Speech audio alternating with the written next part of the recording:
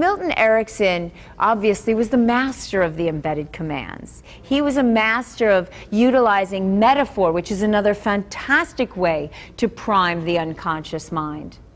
Because metaphors play all over the brain, you know? And if done correctly, then you are accessing so many different styles of processing even.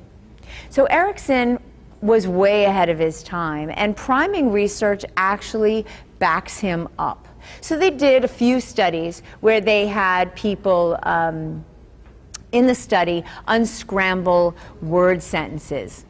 For one of the studies, they had two groups, and one was given these scrambled words that contained in the sentences, you know, more aggressive words, right? Like impatient or fast or quick or things like that. And they were embedded in sentences. And the other group, it was more slow-paced, take your time, conscientious, kindness, was embedded in the sentences.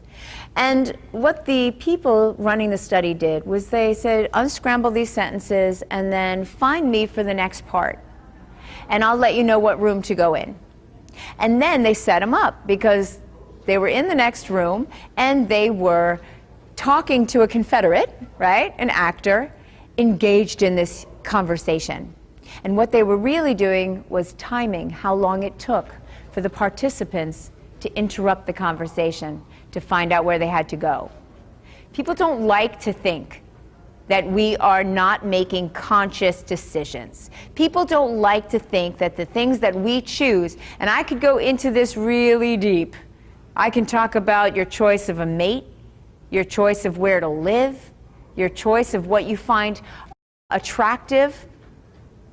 As you very slowly, one fraction of an inch at a time, begin lifting that hand, noticing the subtle shifts and sensations, the subtle things you might not have noticed before about the changing sensations in your fingers as you lift.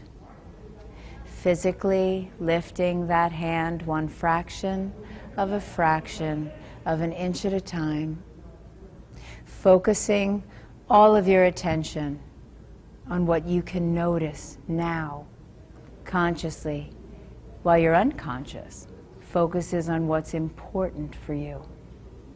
Consciously, you're simply lifting that hand and paying attention to all the subtle changes, knowing your unconscious continues processing even as you sleep.